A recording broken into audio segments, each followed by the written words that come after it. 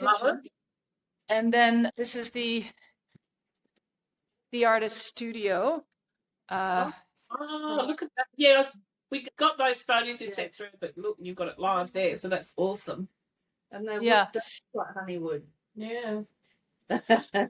So this is the space.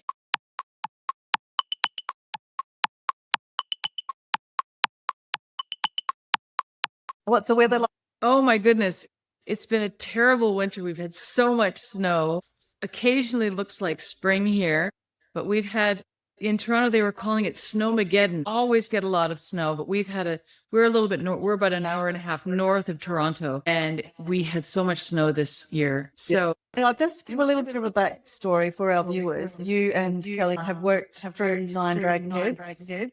Couple of decades ago. In those days, just all each of their own. yeah, I think as people get to know each other, sometimes they do projects together. I think that's how it works. Because I met Suzanne Bartos, not in Korea, but in one of the other ones. Yeah, and she worked on a project with me for the Venice Biennale. First time they did the Venice Biennale with Park. It was with the Nine Dragon Heads. It was Jump into the Unknown. It was a collateral event. Yeah.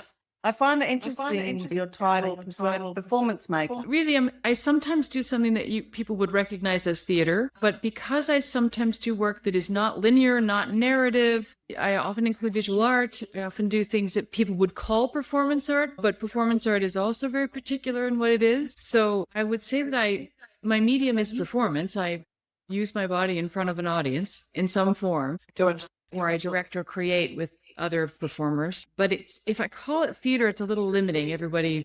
People have certain notions of what theater is, and people have certain notions of what performance art is in some ways. So I really fit into either category. It depends on what show I'm doing. So some shows I do are theater. Like I'm taking a show to Pennsylvania at the end of next month. It's a piece of theater called Poetic License. Yes.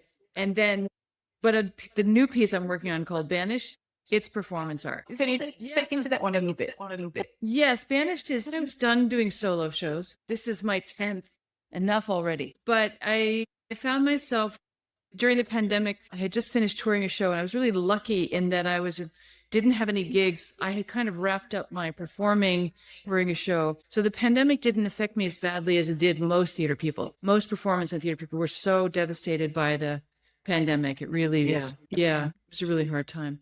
But I had chosen already, I was on sabbatical from teaching, and I had decided I wanted to focus on writing. And I wanted to focus on writing a memoir. And because I have quite a colorful trauma history, and I decided it was time that I wrote everything down that I had experienced. So I spent the year working on music, because I also do music, and writing my story up until, I would say, my 30s. And it was a really powerful time for me. Actually abused by my mother, and was gang raped as a child. So there was some really great stuff to write. Therapy, and I'm in a good place. And I really wanted to write it from the point of view of resilience. And I find a lot of my students and a lot of young people are kind of devastated by their trauma, rather than I wanted to write it from the point of view of survival and resilience and success. And we all have trauma. Yeah. Oh my goodness, it's such a long answer. I mean, I had dissociative identity disorder pretty severely. So I would black out for periods of time. So I would come to in other places, not very often, but I found myself in the middle of a field. I had no idea how I got there. I don't remember waking up that morning. I don't remember getting dressed. And that's what got me into therapy. That was in my late 20s. Yes, it's a long journey. That's why it's like, what was that story? It's a long period of time. Certainly being in theater was really helpful. So I performed as a man for about 20 years. So it was very male identified. Mm-hmm. I hung in the trans community for quite some time. It was really helpful. I was in Waltham, Massachusetts, and I was looking for someone told me, oh, there's the Institute for the Education of Transgender, whatever, it was some American institute. It was across the street from me. And so I was a movement person, a dancer, and I really got interested in movement and gender. So I started to help male-bodied people transition, help them learn how to walk. They taught me how to walk in high-heeled shoes. As a woman, I could not do. So I learned how to walk in high-heeled shoes from some transitioning trans women, and did a lot of work with understanding how the anatomy of men and women and how they walk differently. So I became a sort of specialist in gender as a result, and gender and movement. So for years I performed as a man and traveled around performing as a man. Not so much in yes, in the queer community a little bit, but before the days of like all the queer performance that there's always been queer performance, but I was performing mostly in the theater community as a man and a dancer. That was the other bit that I was interested in too. How have you used your body to kind of work through life? Well, that's again because of the dissociation, I became really interested in, because of the extreme dissociation, I became really interested in dissociation in general. And as a meditator, I was really interested in dissociation because I realized as I was meditating, I was dissociating. It wasn't really mindful practice. So someone started having me do mindful practice and getting present in my body, but then I just would have flashbacks and then I would black out. You know, it's really embarrassing to have a flashback in a yoga class. Find yourself on the other side of the room in the corner, shaking, and people going, "What's going on?" And you're like, "Oh, you have no idea." Yeah. So it was a challenging time, but I would say when I started to have flashbacks, this was later, probably in my 30s, when I was in PTSD and started having flashbacks and started to have memories and body memories. And I wasn't really someone that slept very much. I was a super jock dancer and I didn't sleep because sleep would provoke body memories. Yeah. And so I started having body memories that were really difficult. Throughout all this, I'm learning about taking classes like therapeutic Iyengar and Feldenkrais.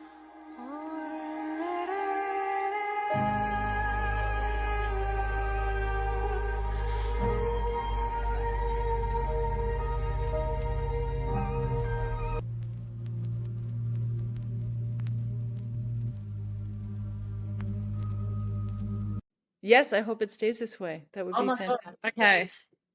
Right. Wait, does that really play? So where were we? In between time, we did manage to get toast some of our Easter bun. Wonderful. We really celebrate Easter, but we just realised that when this was going out, it would be Easter time. We thought, oh, we really should do something Easter-like. We thought this is the best we can do: pomegranate and candles and Easter bun. Do you celebrate? Do you do anything around that time? I mean, it's fairly universal that people. Yeah, I don't celebrate Easter myself, but I think people do here. I think it's a thing. Yes, I haven't celebrated Easter in a very long time, so I get seduced by the chocolate eggs. Perfect. And I love treasure hunts. I love treasure hunts. I remember having the mother that I was, the children I was taking care of, the mother of those children, who I'm still friends with today, by the way, she was like, she loved treasure hunts. So we used to sit and, make all these special treasure hunts for the kids to go out and do. But anyway, that's another life. Well, I know Kelli did mention that you're of the Bahá'í faith, which is very much, I think.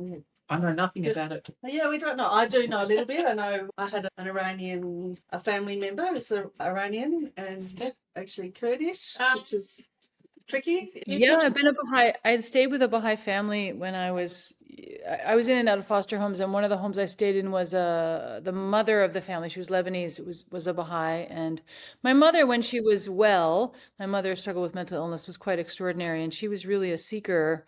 She knew the Bible very, really well, and she was waiting for the return of Christ. She was like, it's got to be Armageddon. This has got to be the end times.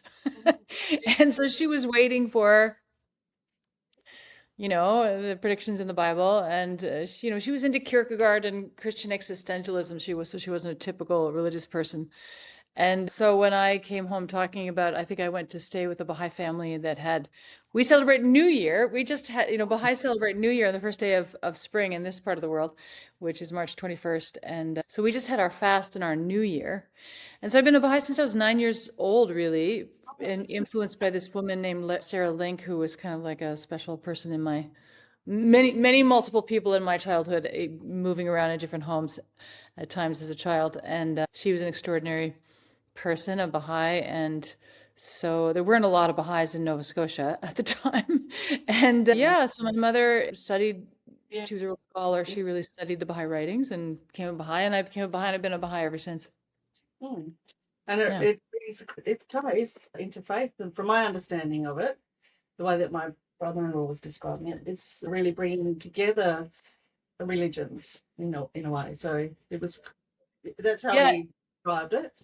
It's not. I know there are Baha'i in Australia. I know I Yeah. have met, but I find it interesting because, in a way, we did talk about. Well, we often talk about faith in Beyond Survival. I'm an all religion, no religion girl. Yeah. Mhm.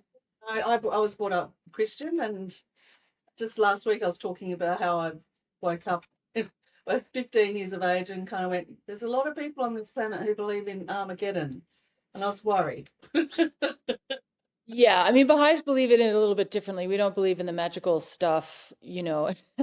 Yeah. And, I always like to say to my friends that are atheists, I probably don't believe in the same God you don't believe in. So the Baha'i concept of God is very, I would say, I don't want to say atheistic, but not, it's not a man in a sky and a beard and all that silliness. We don't believe in that so much. And yes, we do believe in unity as a primary focus. So, that sort of trumps everything else in a way.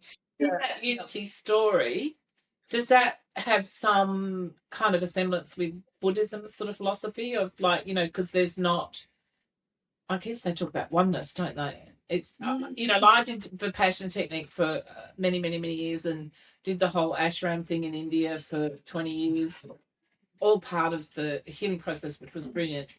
But it wasn't any particular, well, actually, the ashram I went to was actually Brahma Maharshi, which was all about who am I? And then, of course, the other one was in Prasant Niliyam, which was more, all religion, no religion sort of stuff. So I'm just thinking along the lines of, I always speak in terms of collective consciousness, your own individual consciousness and how that's part always of the collective consciousness. Does that kind of, I'm trying to understand the beauty for me of being a Baha'i is that I think that because, I mean, my brother was a Hindu Swami, actually. He passed away not too long ago, but he became a Hindu when he was 18. My father was a Lutheran minister.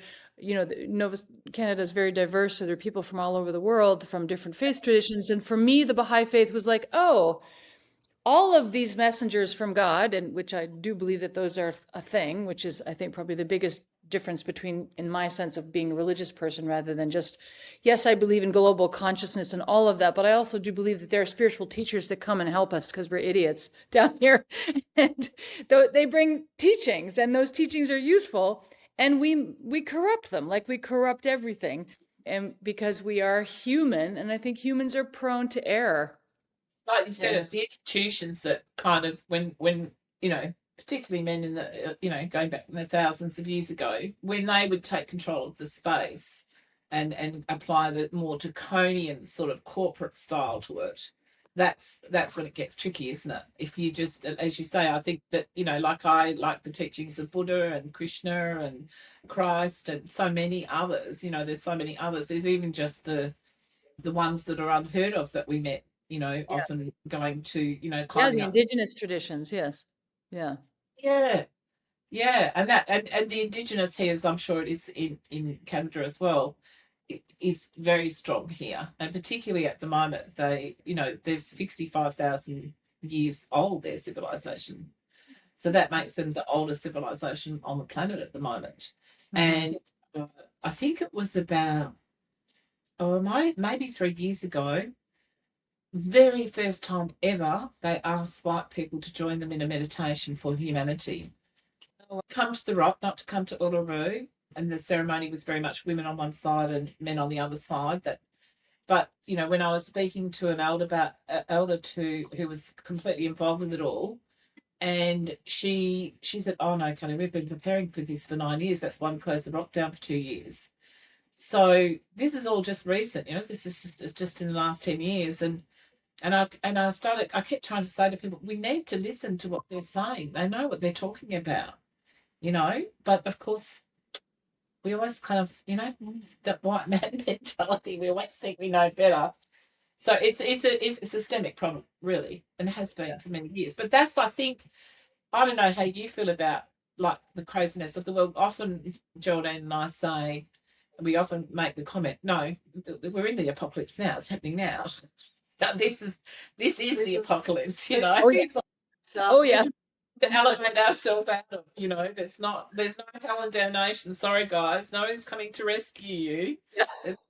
It's our job. We got to fix it or blow it up. Like, Yeah. Yeah. Get a bit frustrated sometimes with people handing over responsibility to religions. Yes. Yes.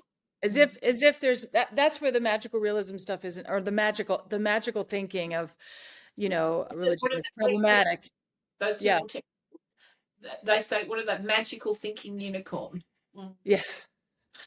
That's Yeah. what it is. Yeah. No, we're the ones that are responsible, and we're the ones that have to clean it up. No one's going to come from the clouds and fix it for us. No, that's it. It's all up to us. Yeah. Ronnie, what's your experience in looking at not just your own community that you already know, but when you look out beyond your own community, are you hopeful? Are you seeing people wake up, or are you, or something else? What I'm trying to do right now actually is as someone that's been working internationally for quite some time, and now I've moved to the country, I'm really just trying to get to know my neighbors. I'm trying to be locally focused. I'm trying to build community where I am. Yeah. And I'm trying to do it across any kind of notion of divide. I don't really care, I think that we have to have unity across all kinds of things that might divide us. Like, I don't care who people vote for or what they're feeling. Like, it doesn't matter. Like, I think we have to look. So I don't know whether people are waking up or not. It's not my business. I have to wake myself up and build community. And, Very wise. Very wise. Whether people are waking up or not, I don't know. Whether I have no control over anybody else, and I really want to provide. I'm an observer, so I like that. Yeah, I think I'm really interested in it with theater, because I do such a niche artistic practice. My work tends to be a few theaters here and there. And it means that I have to be traveling all the time. And with the current environment and with my age and with my situation, I really want to build theater locally, which is tricky because my new play I'm talking about it's performance art, where I'm talking about, being sexually abused by my mother. And, it's not, my farmer neighbors are not going to come to that play. So, and nor do I have a need for them to necessarily. And I think, so some of my work is very accessible and some of it is less accessible. So I'm trying to also build work. There's another actor who's a film and TV actor that lives out in this way. And we're trying to create some work that is accessible to our neighbors, but not letting go of the excellence of the work. And so I think I'm trying to, whether it's through even in my Baha'i community, I try to hold events that are for anybody, whether you're religious or Baha'i or Christian or whatever it is you are. Try to create events that are, don't have barriers, which is tricky. I don't think we know how to do that. Bit about Honeywood Schoolhouse. The Schoolhouse sounds like intriguing as a concept, but obviously you're creating a space. Is that sort of part of the, what you're trying to achieve? Is the bringing of people together through the Honeywood Schoolhouse, which I love the name of. Yeah, I know. It used to be a place for bees. It used to be a place for honey, actually, and still is. There are lots of honey makers around us. The Schoolhouse. Basically, I mean, as a theater artist, the space is getting very expensive in Toronto. Toronto's become one of the most expensive cities in the world. I know Sydney's also super expensive. And so dance and theater spaces are very, very pricey. And I wanted to create a space where I could give workshops, also rehearse myself and not have to go anywhere. So and being a country girl, I also wanted to spend my senior years in the country. So I wanted a place where I could have a studio, teach workshops, rehearse, maybe do performances. And so I found this place about 4 years ago. I've been looking in Nova Scotia and in Ontario. And at that time I was single. And then I met this lovely new man who's in my life. which is awesome. So we found this place, bought it. It's one of the schoolhouses is a dedicated space for rehearsal, and there's also a dorm room. So it's a place for performance, dance and theater people and performance people to come and make work and retreat in the country. If you've got like a dormitory style, if they Yes, wanted to workshop, for a week or something, they could, couldn't they? yes. So the whole, and it's got a separate kitchen. So it's got its own kitchen. It's got its own like bathroom. So it's a very separate unit, and it's a big space which allows me to rehearse in, and so I'm launching it in the middle of April. I will finally finish the website and get it launched. And yeah, so the hope is that theater companies and dance companies will come here from Australia. We can help you with that, Erika. I mean, because it's already I've had a friend come from Germany and a friend come from New York City. So it's quite a beautiful space. I don't know, can I show it to you? Does that make sense? Absolutely. Okay. So I will walk. This is these where I live in this space. It's a Beautiful. gorgeous, Stunning. giant room. So this was one of the schoolhouses, and the beauty of it was that it was already converted to a living space before we bought it. So we didn't have that much to do. This is the artist's kitchen. It's a little bit of a mess right now, but this is the kitchen. And then this is the artist's studio. Look at that. Yeah, we got those photos you sent through, but look, you've got it live there, so that's awesome. And they're like Honeywood. Yeah. So this is the space. So I won't show you the dorms. That's more involved. But yeah, so it's the dance floor. As a former dancer, I'm not really a dancer anymore, but the floor was what sold me, the beautiful wood floor. Yeah. So that's going to be my next question, Erika. Is that where you started? Was it through dance first that you came to like performance art and theater and this body kind of doing it? Really, I've always been in physical theater. I've always been in a crossover between theater. And then when I studied in Montreal and Paris, which had a big physical theater community, and then when I went to the States where physical theater was less at the time known, I ended up working with dancers because I was very physically trained. So I started being hired to choreograph and teach choreography because I was doing so much physical work. So I started to be called a dancer. I was never, even though I just did a dance concert at the Alvin Ailey City Theater in New York, I did shared an evening with a bunch of dancers. So I'm still sometimes called a dancer, but I'm not a dancer anymore. I can barely walk now. So, like it's funny when people say, "Oh, you're a dancer." I'm like, "Oh, well, even when I was young and very, very fit, and I didn't like being called a dancer because I've always done theater, text and movement has always been my thing. And because my mother was a performance artist, I've been very influenced by visual artists my whole life. I love visual artists, which is why Nine Dragon Heads was so fun for me to be immersed in because I was originally invited. I think the first thing I did was with Christophe Doucet, who's in France. You may have met him. And he invited me to come and animate one of his openings as a performer. So really, even in Nine Dragon Heads, I was always a performer animating the gallery space. And that feels very much like I've done a few installation pieces where I'm installed in a structure. So installation, performance, I also sing. So like, what am I? I don't know. I hate having to narrow what I do into a particular form. So yes, I've always been I was a pretty rigorous mover, shall we say, when I was younger. But in my late 30s, when I had the PTSD and I also got medically quite ill, I was diagnosed with MS in my late 30s. My sister passed away from a serious kind of fast progressing multiple sclerosis. The piece I'm remounting actually is one of the characters is inspired by her and that period of time of my thinking that I had MS. I went an alternative healing route for that therapy, basically, and decided not to go the MS medical route. My cat wants in. He's stuck. So when I did get critically ill with what was diagnosed at the time as multiple sclerosis, I went from being a dancer who acted well to being an actor who moved well because I couldn't really dance as much anymore. So My body. did the diagnosis fall away? What happened to the MS diagnosis? That's a good question. I don't really know. And I kind of decided to leave the whole Western medical establishment. I had a really good medical doctor at the time who said, one thing that we don't realize with the statistics of certain health conditions is that the people that recover are not in the stats, which is really interesting.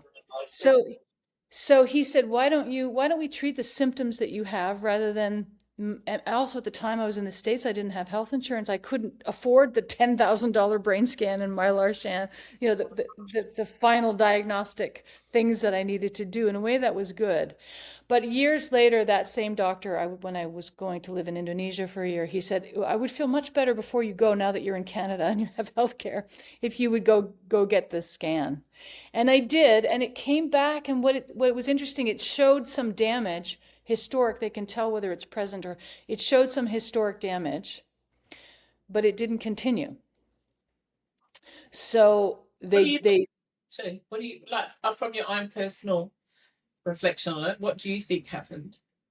I think my sister and I both had a neurological disposition for something like multiple sclerosis, and I think the trauma made it worse. And I think, when I first was diagnosed, I said to my sister, have you ever wanted to look at the reason why you have MS psychotherapeutically, or the terms of your trauma history? And she said, that's a Pandora's box I'm not willing to open. And I said, even if you die? She said, yes. Gosh. That was intense.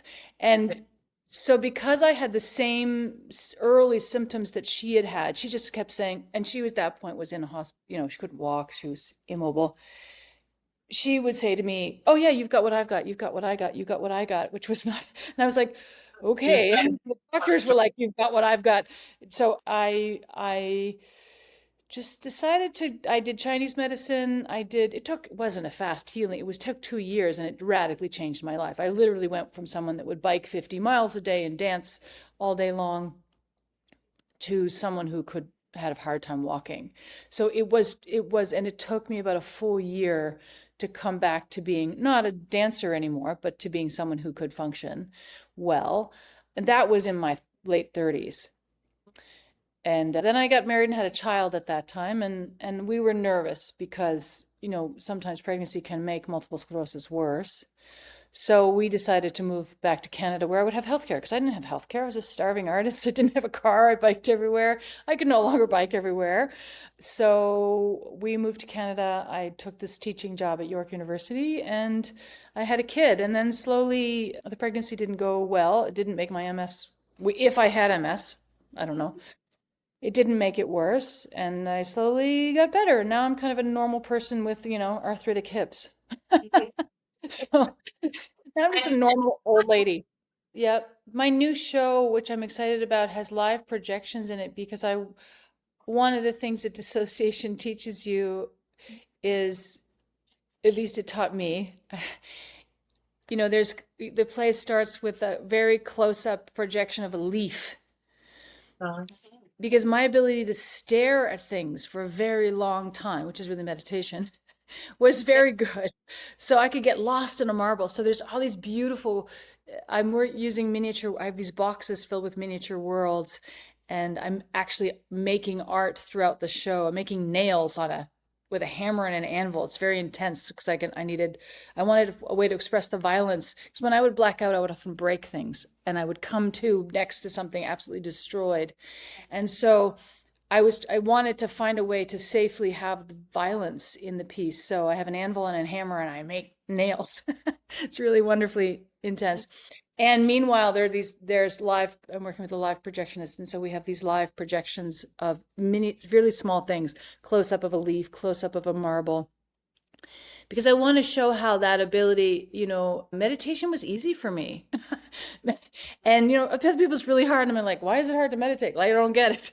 Because I think that the ability to sit still and go inside, which can also be dissociation, I had to learn to switch it to something that wasn't me abandoning myself on some level. But I worked that out over time. But the ability to really be very introspective, I think trauma can teach you, if you manage to go into a healing process, how to be very introspective in a really imaginative way.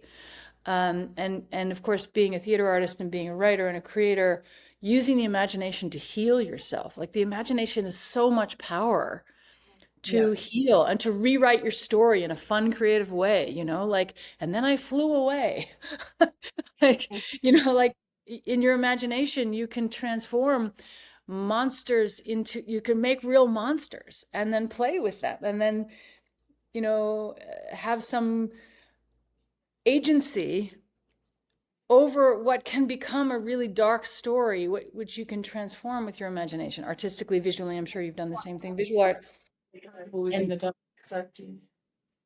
So the piece for me is very much about, I tell these very difficult, very real stories, some of which, but when I started to share this work with, I was first hired the projectionist who I've worked with on a few shows, and I knew he could handle the material. I had to say to him first, it's going to be tough.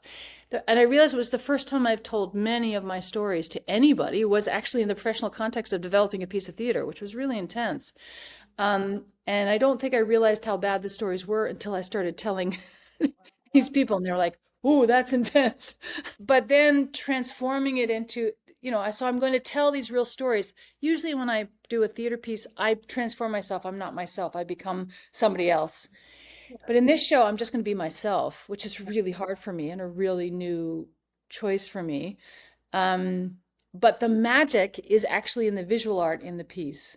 There's, a miniature kitchen and a miniature bathroom, and then stuff that's not literal rooms, where the camera goes inside these miniature worlds when I'm telling these stories. And it also gives the audience a break from the hard stories.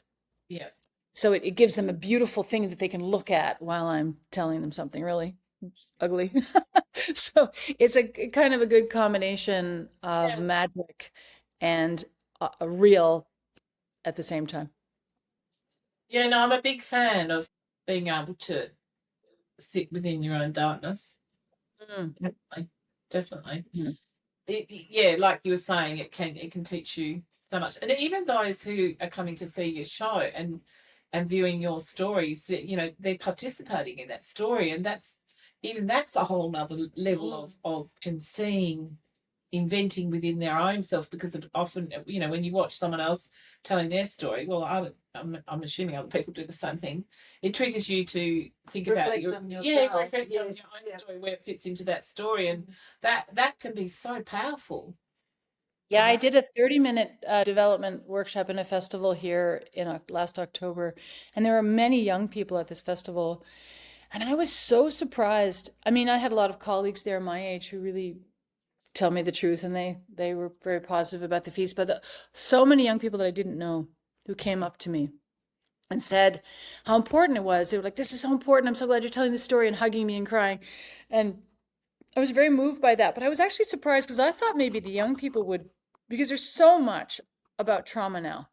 There's so much talk of trauma.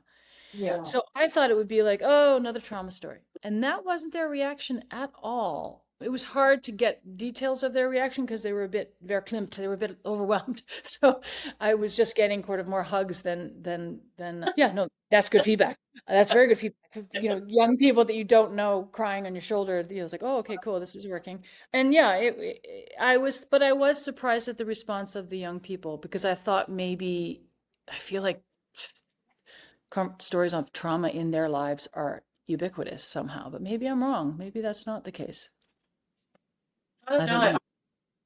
It's an interesting thought, because even just looking at, the Gen Zs coming through and the next generation after them, you think they're coming into such a traumatic world, really. Oh, yeah. Before they've even got here. I mean, I don't know what your beliefs is. I believe we all choose to be exactly where we are, So they're choosing very deliberately, in my eyes, coming into this time.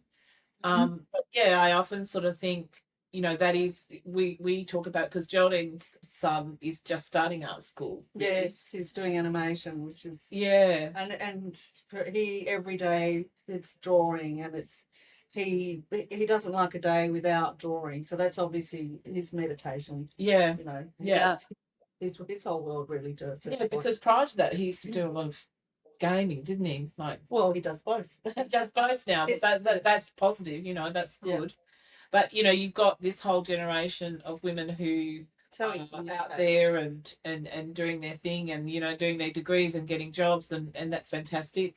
But then you have the other side of the coin where the young men are, kind of, a lot of them are lost and kind of hiding in their rooms and gaming. That's their whole world.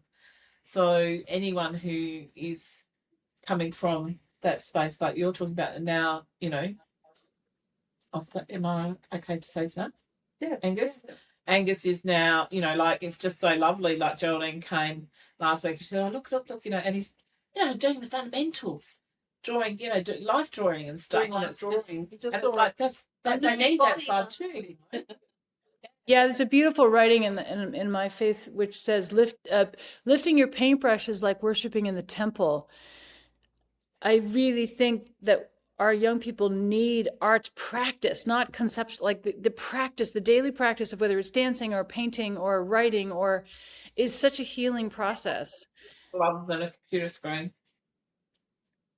Yeah, and I feel like our young people need that so desperately, and it's sad that the arts education is being cut in so many places, because I feel like that's one of the solutions to the mental health that they're all struggling with, which is what I'm trying to demonstrate in Banished. Like, I sit at this table and I'm making things, and you can see it because I've got the projection. And so I'm singing and making throughout the piece as a way to really demonstrate rather than talk about my healing process throughout the show, so that you're seeing me in a prayerful state of artistic exploration and discovery through the whole show.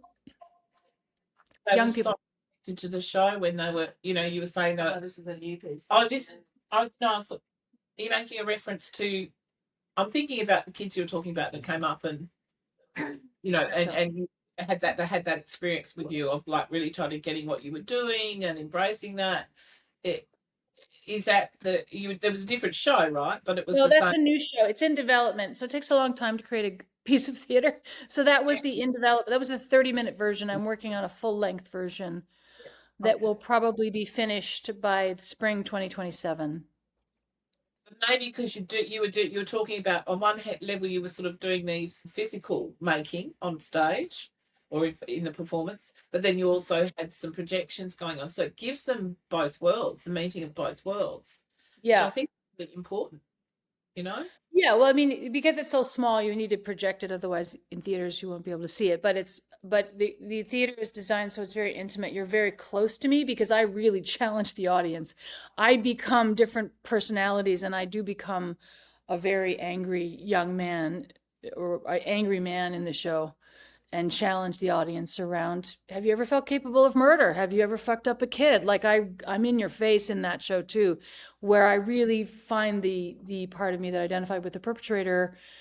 I had my mother was a perpetrator, but also I with a bunch of draft dodgers staying in our house in during the Vietnam War in Nova Scotia. They would come across on the boat, and because my parents were American, they left the United States because of the McCarthy era. We would house these draft dodgers, and it was a time of LSD. So there was a lot of LSD and young draft dodgers living in our garage, and those were the guys that some nasty things. That one up, I do using LSD for mental health. Yeah. Were they the ones that you were abused by? Yeah. Yeah. Yeah, I think so. I mean, it's happened so early that I don't actually know. I pieced together in the memoir, I wrote down what I remembered in how I remember it, which is very abstract and poetic. And I'm trying to, the abuse with my mother, I remember. It's very clear because she was mentally ill. And so those stories are pretty overt and difficult. But the early trauma is harder to describe because it's not clear in my memory. So that is more violence than it is, because when you're raped as a 4 or 5 year old, it's not rape, it's violence. I'm choking. My head is, so I try to represent it like the 4 or 5 year old. My head is breaking. My head is breaking. I can't breathe. I bit him. I made him angry. So it's told in ways that I don't say, I was orally raped as a child, because I don't remember oral rape. That's not what I remember. I remember being choked, not being able to breathe, biting on something big in my mouth, being thrown up against a wall. Like, so I really describe the body memories that I had, if that makes sense, rather than the adult version. So I'm trying to hold on to telling the story from the point of view of a 4 or 5-year-old, which is really, I think we don't always realize when an adult is talking about childhood trauma, we still see the adult. So I have a doll in the piece that I'm going to create. I make it as Piglet. So was when the trauma happened, I was wearing a Piglet dress. So it's all about my showing these men my Piglet dress and the piglet on the buttons. And then suddenly I can't breathe and I'm thrown around and all of this stuff happens. And so I want in the show, I haven't built this part of the show yet, to have somebody in the audience, a man, stand up and have a Piglet doll that's the size of a 4 or 5-year-old, to help the audience really hold what it means for a grown man to assault a child. Because I don't think our brains can quite go there, if that makes sense. Yeah, a lot of people. I found two sides of that coin with people, with curiosity. Some people and some people would try and focus on the details and want to know the details. And my attitude is very much towards that is the details are not what it's about.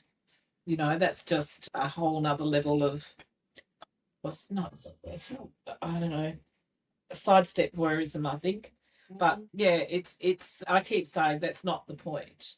So, you know, and then you get other people. It is and it isn't, because I feel like my struggle over these years is I would say, my mother's crazy. And someone's like, my mother's crazy too. And then I would meet their mother and I would go, your mother's not crazy. She's just kind of intense.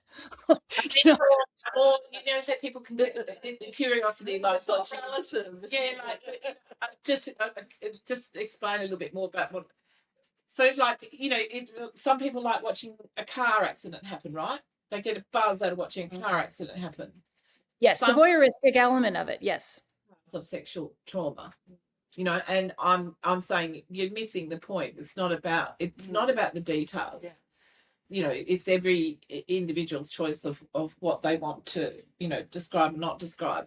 But, or the other side of that coin is the complete opposite, where people just kind of freeze in front of you and don't know how to respond to, or don't even know how to ask you a question, or, yeah, I don't know how you have experience, but to me, it's always been extremes. You know, yeah. It's hard to find those people. I think one of the reasons I didn't want to do a piece about this for years was because of my dislike of the voyeuristic curiosity of people. Because when you say you've been sexually abused by your mother, everybody wants to know what that means. What do you mean? Right?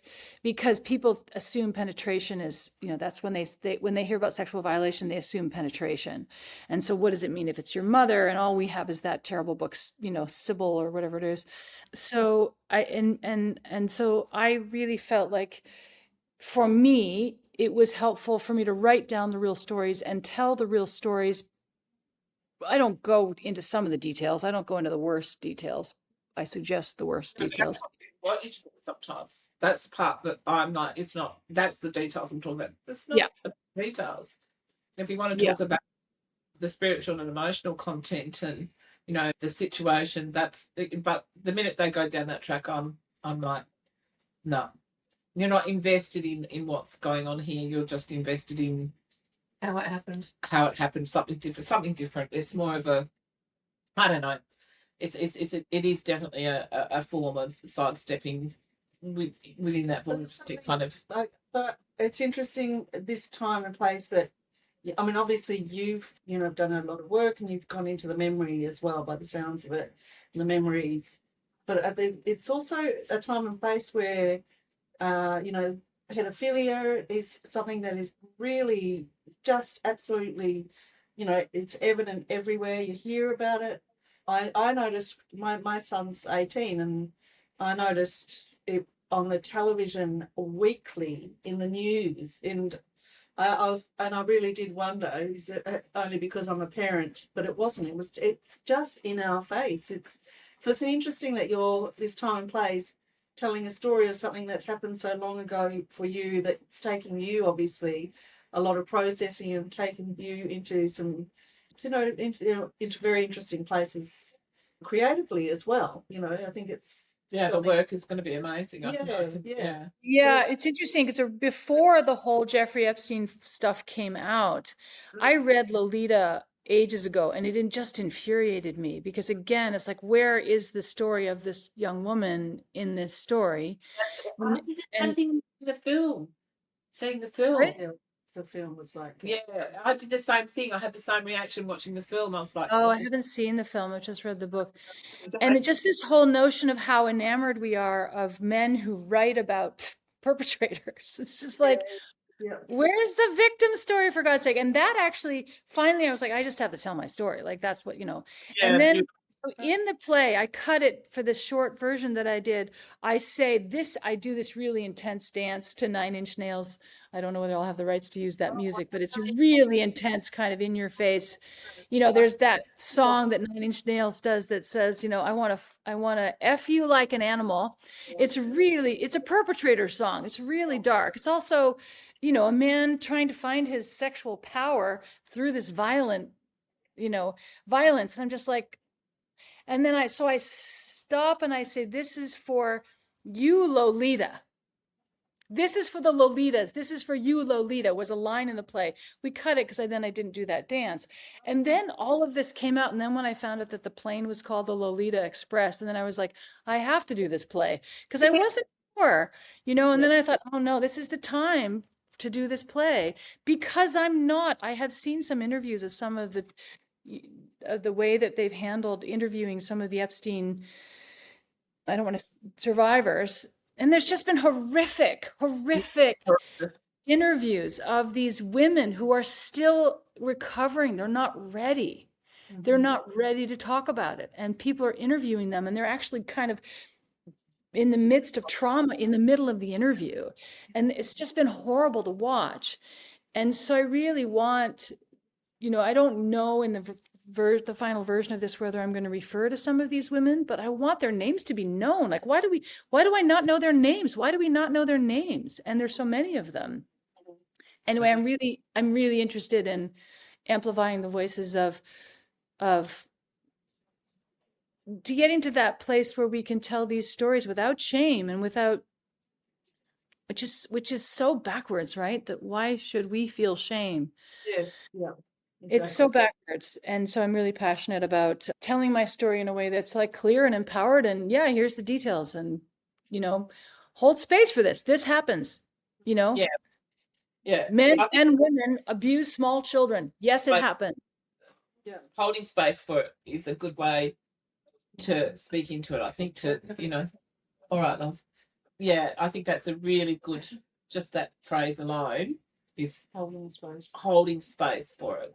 That's everything. So, I think it's amazing what you're doing, and I can't wait to see the show myself. We're going to have to get you here to Australia to do this show. Yeah, well, there was I pitched to somebody at the Australian festival. Well, I can't remember his name now. Nick somebody. I would love to do it in Australia. That would be amazing. Yeah. I was just going to say, we can do this again and we can talk more, but I'm just also, we have to get you out here, Erika, to do this show. Let's do it. I mean, the Canada Council has funded me to, if I've invited to do a gig, you can't. I'll look at the Fringe Festival for next year as well, because they're already we've just finished the Fringe Festival here, so. This show isn't going to be finished probably until spring of 2027. So there's time, Oh, that's great. We can got plenty of time to plan. Let's do a tour. Yeah. And because I did pitch it to the Sydney Festival, and they were interested. So I have some connections to the Sydney Festival. So when does the Sydney Festival happen? It's the Sydney Theatre Festival. One. Our Fringe Festival is usually Fringe festival. Fringe festivals are harder because you're usually, I don't know what fringe means where you are, but the fringe festival in Canada means you have to self-produce. So I mean, the average dress is It's both. the same. It's both. It's got it's both. There's options of both. But you know, I used to organise festivals and events, so okay, that's great. You know how to do that there, because that's like I wouldn't be able to produce a show there, but if you know how, that would be amazing. well, we'll find a way. Is what I'm saying. Let's investigate and find a way, and especially having the time. That's great. And we'll talk to Sue and and Suzanne too, and see Yeah. and meet Yoko because she's into all that kind of like that. Yeah. Have you met Yoko? Yes, Yeah, I know. yeah. So Yeah. she does amazing kind of performance art stuff too, which also yeah, she's. I think Is she's. Yoko I thought she was in New Zealand. I'm so confused. Where is she? Was living in Kangaroo Island for a while. Okay. So she kind of go, she would connect. So when we got invited by Parky to do the Venice Biennale 24, we gathered together under the StudioZer0 brief to sort of try and raise funds to go. We didn't, as you were saying earlier, we didn't, we should have got one of those grants at least, and that would have been enabled us to send at least 2 or 3 artists out of the group. And then we had people having health problems. I think I told you the story. So we didn't get to go, but what we did create out of that was a great kind of Aussie kind of version of that community. Mhm. We still talk today. We'll connect up every now and then. Sue Callahan is no longer doing director of Articulate. She's handed that over, and her gallery space that she owns is she's now doing more her own stuff. Doing just focusing on her art. Suzanne Bartels had a few back problems, although she seems to have they were quite serious back problems. So I don't know how she's doing with that now, but I know that it did slow her down a bit. But we all did manage to do a little exhibition at a post office, an old post office at Emu Ridge, which was in South Australia, where Lois did a artist in residence. And it was so lovely. It was just really kind of at that community. And they had never entertained the idea of using that old post office as an exhibition space. So that opened that door for that community. And on opening night, all the artists from the Kangaroo Island, which is a small community, came to the opening night, and they were like excited about the possibilities. So that was lovely to see. So there was some, and we all had that feeling. Look, even if we don't get to Venice, there's something else going on here. There's some other connection and community separate to the overseas story that's happening here, and let's keep going with it and see where it leads, sort of thing. So there's potential there for I think for your show particularly. Yeah, Suzanne, I've been out of touch with her, but I miss her. I mean, I really loved, we were quite connected, and she was very passionate about researching sexual abuse cases. I don't know whether you know that about Suzanne. No, she didn't say anything to me about, but she doesn't know my story either. It's not something. It wasn't until the podcast doing this, and that's where it all started actually, because part of my process was, like the experience that I had, and where the words Beyond Survival came from was when I was 22, 23, and I, used to still go out with my friends. I was working in advertising at that time. I didn't go to art school till 30, and we would, go out and dance until we dropped, sort of stuff. And we didn't drink, we didn't smoke, we didn't do any of those things. We just would dance and dance and dance and dance. Me too, yeah. Yeah. And then after the car accident and some surgeries and things like that, I was a 3-year recovery period. I remember just sitting there thinking, looking out at all the people on the dance floor going, they're all so lost. What's going on, And then there was this voice saying, it's just not enough anymore. It's the Neon lights of Beyond Survival. I think I had a certain amount of emotional immaturity at that time still. And I was like, I don't know what that means. But I was emotionally mature in other ways, but in that way, I remember just thinking, I don't know what that is. But it stayed with me for all those years. And it wasn't until I got to art school that I started, that was the whole journey sort of thing, really. For the first 10 years of that life. Oh, nice.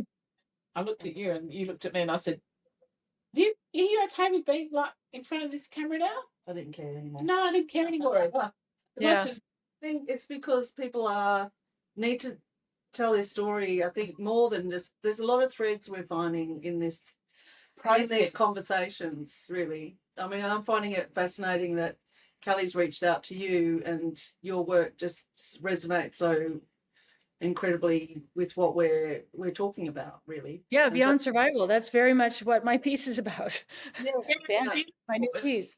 when you find those connections, and that was the connections that I'm not saying necessarily that we verbalized it all the time, but there was definitely those connections between Sue Callahan, Suzanne Bartos, myself, and Lois and Yoko. I'm not even sure what Yoko's role was in it. You know, it's not like it's all been revealed yet, but we all understood something bigger is going on here. We don't know what that looks like, but it's something. And now I'm thinking It's also important that we're all women, right? That we're women, you know, building a network of women supporting women is so crucial right now. well done a little bit of that though, Erika, in some way. So that was almost like, oh, we understood that. We understood that was a given. But there was some other layer going on here that we all did and still don't quite understand. We don't quite know what the moving forward or purpose is. But, you know, a potential step forward it is the big in the moment, really, bringing you out here to Australia to do your show, you know, because we've now got people on the ground level that can organise the space, organise the ticket sales, and we're all educated in that arena sort of thing, you know. So, and the more we can do those stories wherever they take us, I think is a good thing. So yes, yeah. I'm always looking for how can we share this story, you know, with the greater community. I just think that.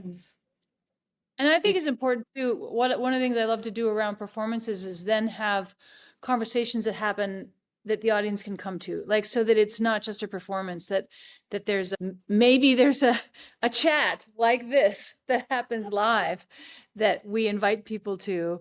Well, that's what I love about free discussion that's videotaped, so that there can be more conversation about it after the show, like, so that it's not just about a show, it's about a conversation, a community building conversation.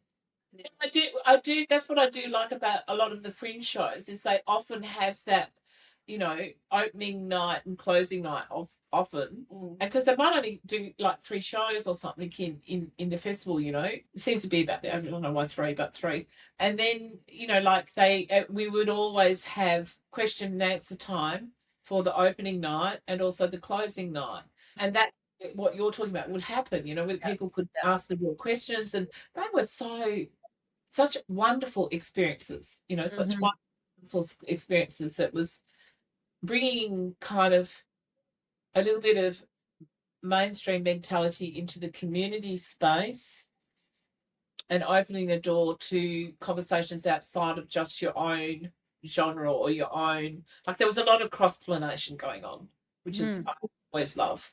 You know, not just from one discipline to another, but also conceptual cross-pollination, cultural cross-pollination. And like you, like Canada, Australia also, you know, we have a very multicultural society, and particularly in Western Australia, you know, out of all the states in Australia, I'd say that we're probably one of the more multicultural. That seems to be most people. So what do you think? Well, I know there's a deep connection between Canadians and Australians, isn't there? That too. Yeah. I'm I think I told you the other week, I'm just like a huge fan of Carney. Yes. Yeah. I think that, you know, he's the hope for the future of what if we are still going to continue having politicians in this world, you know, that's the kind that we want, right? Yeah. Yeah, I mean, I think he's a grown up. I think we could do even a wonderful premiere. Wab Canoe, who's an Indigenous man who is the premier of Manitoba. Some of us fantasize about him being our premier, but no, Carney's a grown up, which is nice.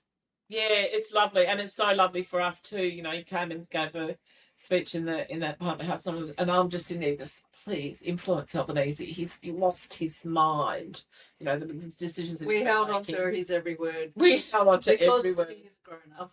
Yeah, and also because, you know, like generally speaking, most other Democratic kind of politicians do respect him, no matter what side they come from. They listen to him, they hear him, and even our opposition leader, who's got issues, had issues and bad kind of corruption past as a finance minister. they went to Oxford together. So I could even see him kind of pulling him back into line, like that, even with, because our Prime Minister gives the speech first, and then the opposition leader gives the speech, and then of course Carney gets up and gets the speech. That's how come, similar to your and and I was just watching the play, and I was just going, he is teaching these old school politicians that have been around, that's been their career. That's right. They're similar ages as well. Yeah, and he's sort of saying, well, have you thought about this and do it this way? And I'm like, it's good. That's cool. In Canada, It's very good. So close to the US. Yeah. I imagine. But anyway, I'm gonna call it, because I'm getting tired, love. Yes. I have limited sitting time before I start wanting to stretch out. Well, we didn't even get to. There's quite a few things that we did. We can do this But I again. think maybe we can chat Yeah, again. if you take a look at the material, I mean, we also got interrupted at the beginning. So if you want to do this again, let me know when works for you. I can do a morning again, so let me know. Perfect. We just might have to have you as a regular guest so that we can get through all the stories. Yes. But also, wouldn't it be lovely too? We must actually, I'll see if this is possible. I have no idea. But maybe we can do a split screen with Sue Callahan and Suzanne Bartos as well. That would be amazing. I would love that. And they can just all just tell you stories of, like, now, how did we all connect through 9 Dragons? How did that even happen? Yeah, that would be fun. It would be really fun. Yeah. And what everybody's doing now, because they're both doing well. I know Suzanne, when she had her back and everything, she was taking time out, but she seems to be in a good place. I haven't talked to her I haven't heard any. I talked to Sue maybe 2 months ago, and I asked, and she said, yeah, she seemed to be doing better with her back problems, but I don't know what she's doing. I know she went to Japan and came back, because we did a piece for Horror Hope. She was in Japan when she sent it. So anyway, it would be a very good, interesting conversation. I think that's definitely doable. That would be and look, I mean, it's good what we talked about today. I think it's the starting point. And yes, so many more questions to ask you. And we can do that. We can just space it out. Let's just go with the flow and see where it takes us. Yeah. Okay. Yeah. But So send me a text saying sometimes that work for you. I'm going to be I'll be in California, leaving Friday until April 6th. So I don't know what the time difference is there, but I don't know how soon you're talking about. So going on in the States at the moment, have you been across the border? Yeah, I go across the border. I mean, there are some Canadians that will not, but I have many, many friends who, not everybody is a Trump supporter down there, fighting the good fight. So it's a good place to fight the good fight. So I'm actually going to California to do it's a Bahá'í Buddhist meditation, not on consultation or how to make group making. So we're doing a workshop on that with a collaboration with another artist friend of mine from New York and a TV and film producer in LA. But we're experimenting with a gathering on how does embodied meditation relate to group decision making. Oh, that's interesting. We've had we can even add something interesting. That's a whole podcast. A few guests were talking about co-designing and collaboration, and it's because obviously it's much needed. But I'm very interested to hear on a meditative, I guess it's a raising of awareness and people's, bringing together their energies, I guess. Yeah. And also bringing artistic practice. So we're bringing music together. There's lots of African Americans involved in this. So there's bringing singing together with embodied practice, with meditation, with how do we, in the Baha'i community, because we don't have clergy, there's consultation. It's a word that's misunderstood. So we don't usually use that word because it's really about how do we come together and put our egos aside and talk to each other in a way that we can actually make decisions and find the truth. Yeah. Investigate but we're doing this, it's not just with Baha'is, it's like Baha'is working with a bunch of other people. So it's an experiment. Beautiful. Yeah. Well, we always end our podcast with I don't even know it's a bit a of podcast. a talks around the table with love, love, love, laugh, laugh, love, and Yeah, Really- mostly laugh. Always find a place to laugh because it's still the best Yes. well, It as far is. as I'm concerned. Yeah. And then we say love ferociously. Yes. then- Love ferociously. Yes. Yes. Yes. Love And then that. just, like we just all forget to breathe sometimes. Like I'm not talking about that, about that the proper breath. Yeah, So- no, laughing moves your diaphragm, and that's in the embodied practice. We can get Yeah. into another time. I literally laughed myself well after the car accident. It was a 3-year recovery process. Ah, I was young, and I used to laugh a lot when I was a teenager, and then I stopped laughing, and then I was like, I know what the problem is. I'm not laughing enough. got two So I started sisters. watching Whoopi Goldberg, and this is the times of that, and Billy Crystal, and Billy Connolly, and Mhm. like just watching stand-up comics yep. over and over again. When got a whole heap of, in those days, VHS videos. Yes. And I would just, because I had so much sedentary time, recovery time. Yeah. And I think I probably watched too much TV when I was a kid. And so by the time I was, in my 20s, I just didn't want to watch TV at all. So I just took to watching videos. And that was what I used to, and then just, and I found that just transformed, the healing process just by laughing every day. It's amazing. Yeah. Yeah. Yeah. On that note, Yeah. we should. On that note, thank you, and let's do this again. That's great. Well, let you have your dinner, for goodness sake. We just Have couldn't your stop. dinner. Pardon? Have your dinner. Let me let you go have your dinner. Well, look, she's bringing it out here now. You're We've making me got- hungry. I have to go make breakfast now. And we're going to have little plates of salad with the pomegranate seeds. Excellent. Have a lovely Easter dinner. Thank you. Yes, thank you. Thank you again, All right. Erika. So lovely Thank to you. chat to That's you. fun. Okay. Bye. No.